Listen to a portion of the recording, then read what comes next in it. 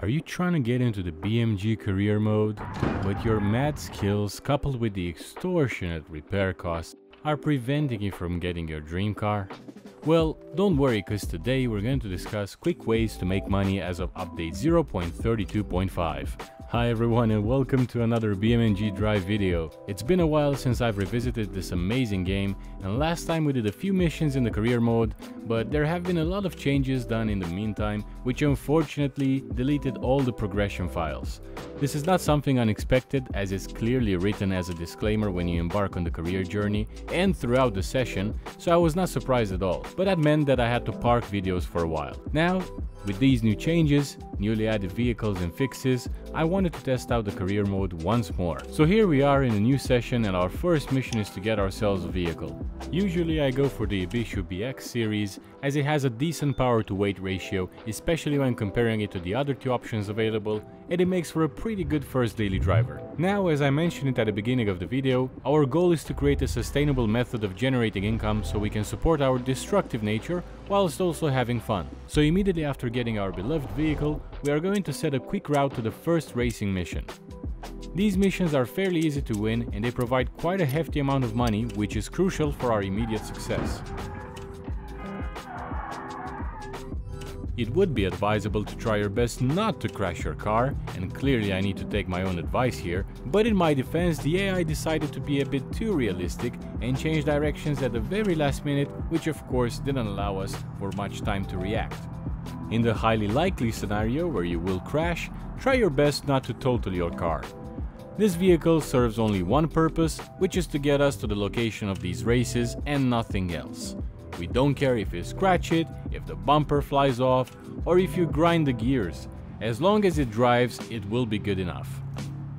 So here we are at the very first race in the career mode. Like I mentioned earlier, it's a pretty straightforward race. There is nothing too wild or unexpected that you'll face here. It's the perfect warm-up to get you comfortable with the controls and the mechanics of the game. You start on a basic course with just a handful of easy corners to navigate. The first few turns are nice and wide, which means you can take them pretty smoothly without losing much speed, and it's more about keeping control than anything else at this point. Once you get through those, you'll connect to the highway, and that's where things open up. The highway is straight shot with enough space for you to really open up the throttle and push your car to its top speed. Well, considering the car. No tricky corners to worry about here, just keeping your foot on the gas, and before you know it, you'll be approaching the finish line. What's great about the first race is that it's low risk and high reward. Definitely a nice, easy win to start stacking up some cash. Now on to the second race, and honestly, this one is my absolute favorite. It's got a bit more complexity to it, with tighter, more complicated curves that really test your driving skills, but don't worry, because this SUV has more than enough power under the hood to handle all of them. You can really feel the weight of the vehicle as you power through those corners, but it's got the grunt to pull through with ease. Now, I've run this race probably 1,000 times, and usually I'm pretty confident going into it. But something strange happened this time. I swear the game must have known I was recording or something, because the AI decided to crank it up a notch. I'm talking full-on aggressive driving like I've never seen before. Now don't get me wrong, the race is never exactly a walk in the park. It's always a solid challenge, but this time the AI seemed like it was out for blood. They were pushing me harder than ever, taking corners tighter, blocking my path, and just generally being more of a headache than usual. But after a few tense moments and some serious maneuvering, I finally managed to break through the pack. And once I got past them and into the lead, it was pretty much smooth sailing. From there, it was all about maintaining that gap and even stretching it out a little bit. It just goes to show that once you get ahead, with the right vehicle and strategy, the rest of the race can be a breeze. For our third and final race, we've got an interesting blend of highway and residential streets, and let me tell you, it's a real test of skill. The course is tight with some sharp corners that you need to be mindful of. One wrong turn and you'll find yourself eating the curb, or worse, getting thrown straight into the gutter. This isn't one of those races where you can afford to lose focus, especially in those residential streets where the turns come at you fast. It's a race that keeps you on the edge the whole time, and that's what makes it so much fun. The first part of the race though is where you can really open it up a bit. It's mostly highway at the start, and that gives you a chance to catch up on the pack, maybe even overtake a few drivers if you're lucky. And that's exactly what happened here. Things went pretty smoothly in the beginning, we were able to push hard, gaining on the other races quickly, and by the time we hit the first series curve, we'll already moved up to second place. Not bad, right? But that position didn't come without a fight. Then it came the turning point, literally. This is the strong right-hand turn that can be a real game changer. It's one of those moments where you need to make a split-second decision. Do you brake hard and play it safe, or do you push your luck and try to outmaneuver your opponent? I decided to go for it, and it paid off. With a clean inside move, we managed to pass the leader and take the first place. And now taking the lead in this race feels great, but holding on to it, that's a real challenge. The residential area is where things get really dicey. The roads are narrow, the corners get sharper, and there's a lot less room for error. It's all about precision from here on out, and you've got to be pretty quick with your steering and even quicker with your reactions. Now, I'm not saying I've done this perfectly. As you can see, I cut a lot of corners, but in these cases, you gotta do what you gotta do to win. Crossing the finish line in the first place after such an intense race felt amazing, and it wasn't just about speed, it was also about control and not a lot of strategy, since we actually cut a lot of corners, and if this was a legal race, technically we would have been at fault, but hey, if it works, don't fix it. Now with these 3 races out of the way, we've got a decent chunk of cash in the bank, but as always we could use a little more to really top up our accounts. That's where the crawling races come in, and if you're not familiar, crawling races are all about slow, precise off-road driving over rocky and uneven terrains. It's less about speed and more about control, as you're carefully maneuvering your vehicle over obstacles without tipping or getting stuck. They might not be as fast-paced as the regular races, but they are a great way to rack up some easy money while putting your driving skills to the test. One thing I really enjoy about the career mode is the downtime between events. After a high-stakes race, you get this little breather which gives you time to cool down, collect your thoughts, and mentally prepare for whatever's coming next. It's like a nice little reset before jumping back into action. Whether you're tweaking your vehicle or just taking a moment to strategize, it really adds up to the flow of the game. You're not constantly rushing from one event to the next. You can drive, relax, enjoy the moment, and that makes the whole experience feel more immersive in my opinion. And just in case you're wondering, I'm not just using a controller here. I'm fully set up with a Logitech G29 steering wheel, complete with pedals and the shifter, and that means I'm in full manual mode, so everything you see happening on screen is 100% me handling every gear shift, every clutch press and every turn. There's no assists and no automatic transmission, and also the cars will start always with a cold engine and cold brakes, just to add a bit more realism to the game. If it looks smooth, then thanks, but if it gets messy, well, that's also on me.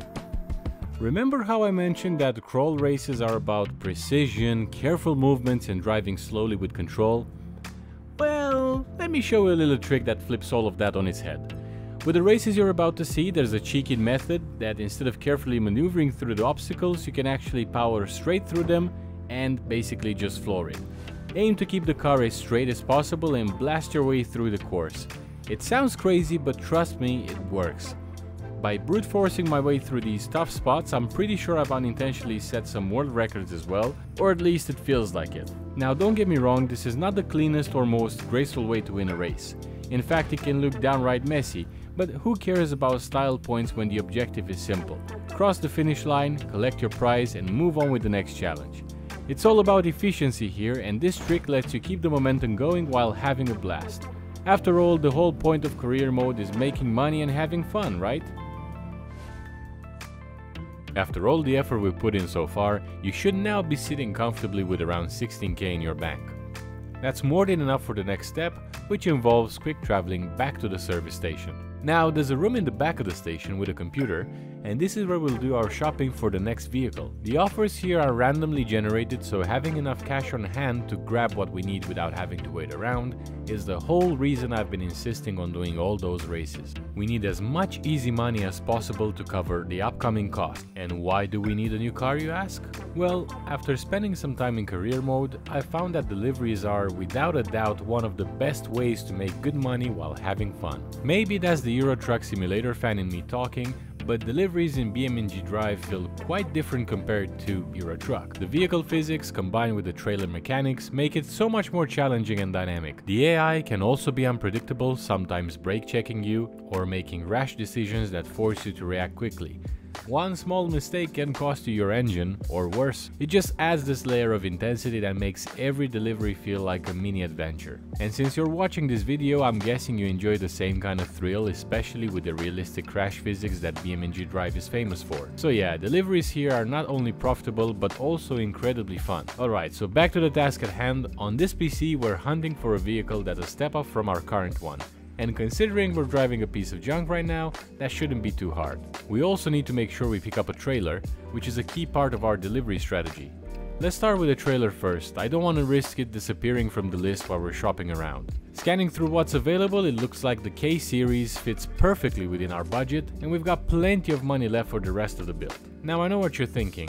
This may not be the kind of vehicle you imagined when I said we're going to do deliveries, but trust me, given our budget, it's going to work just fine. Sure, it's a bit run down with a bit over 314,000 kilometers on the clock, but what I really like about it is the power and maneuverability. We're going to rely on this bad boy for a good chunk of deliveries, and having that extra power under the hood will make a big difference. So let me explain why this matters.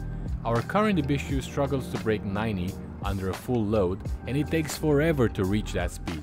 On the other hand, the K-Series can handle around 130 km an hour with a full load, and it will hit that speed much quicker. That's only gonna save us a ton of money and frustration. Plus, the added maneuverability will help us dodge the AI drivers and potentially avoid some of those annoying brake checks. And it looks like we even have enough money left to cover a quick taxi ride to pick up the vehicle, which is always a plus. Now, as you can see, the K-Series is a solid choice. It drives quite well for a rear-wheel drive, and the traction control does an amazing job of keeping things in check, especially when the roads get tricky. Now that we're back at the service station, we'll need to equip the car with a tow hitch so we can actually connect the trailer. Without that, we're going nowhere. With the tow hitch now installed, we're all set to connect ourselves to the trailer. This part requires a little bit of precision, so take your time. Carefully reverse your vehicle towards the trailer, don't rush it, and you want to make sure you're lined up properly to avoid any awkward angles. Once you're relatively close, it's just as simple as pressing L on the keyboard to hitch the trailer. Just let it gently make contact with your vehicle and you're set. It's a smooth process, but taking a bit of extra care here will save you from unnecessary frustration down the line. We'll also need to purchase some storage boxes for the trailer, as this will let us carry a substantial amount of freight, which is key to maximizing our profits.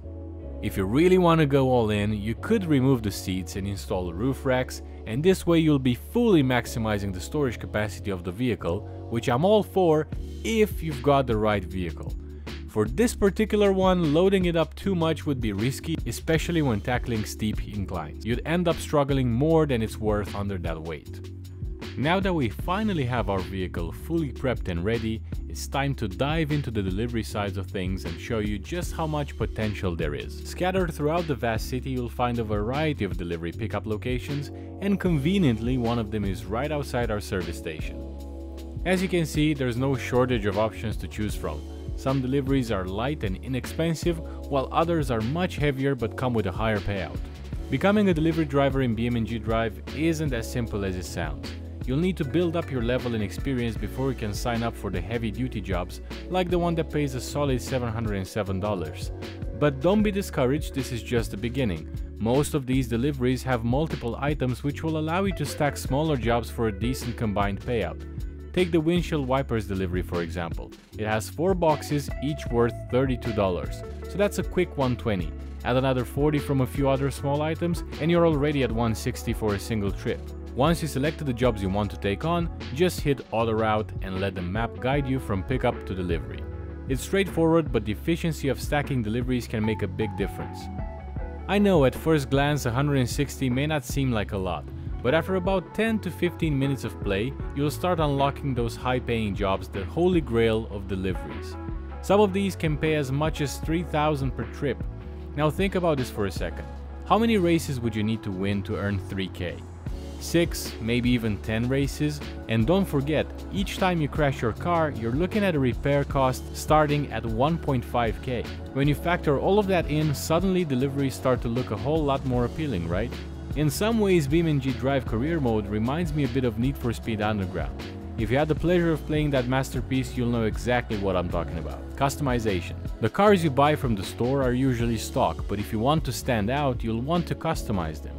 Maybe you're after a slick spoiler, better wheels, or even a more powerful engine to handle heavier loads or evade the cops more easily. Whatever it is, customization costs money, and that's where the steady flow of cash from deliveries comes in handy. Once you reach your delivery destination, it's just as simple as clicking drop off and you're all set. But don't just rush off after that. Here's a pro tip. Every drop-off location is also a pickup location, and after dropping off your cargo, it's always worth taking a quick look at what they have ready to send out. You might find a high-value item that will make your next trip even more worthwhile. By doing this, you can ensure you're never driving empty, which means you're constantly making money on the go. It's an easy way to boost your profits without wasting any time on empty runs. As we make our way from the last pickup location to the delivery, this is a great moment to just take in the game's mechanics and how everything ties together. BeamNG Drive really nails that immersive driving experience, and even something as simple as a delivery job feels dynamic with the detailed physics and AI behavior. Sure, you're not racing here, but there's always that element of unpredictability, whether it's from the terrain or traffic. It keeps you on your toes, making each drive feel unique.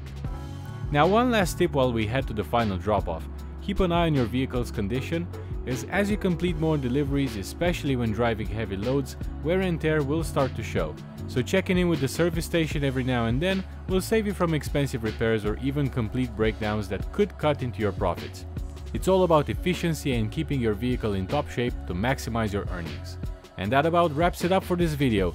Hopefully you've enjoyed watching and maybe picked up a few tips along the way. If you found this video helpful or entertaining, don't forget to leave a like, it really helps out the channel. And here's the fun part, if you guys are interested, I'm planning to turn this into a series with even more tips and tricks for BeamNG Drive career mode. I'll dive deeper into the best money making locations, different strategies, and all the fun stuff this game has to offer. So if that sounds like something you'd enjoy, please be sure to subscribe and stay tuned for more. Take care, and I'll see you in the next one.